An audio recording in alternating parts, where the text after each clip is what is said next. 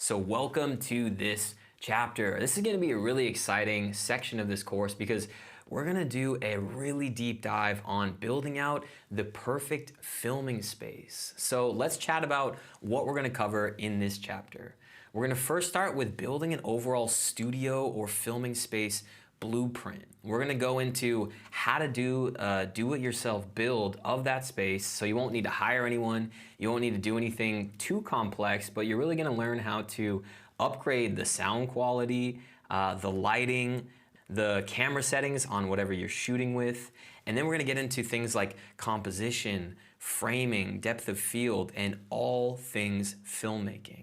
This entire chapter is honestly going to be a mini course in itself, which is going to go super into detail on physically transforming your filming space into something unique and on brand for your specific content.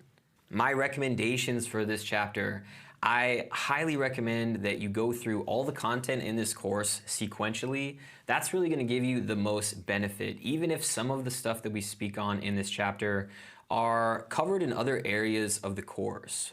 But I will mention that if you do feel like you're ready to skip learning more about getting your filming space set up and you want to move right into the following chapter on creating YouTube content, that's totally fine. You can feel free to do so if that fits you best.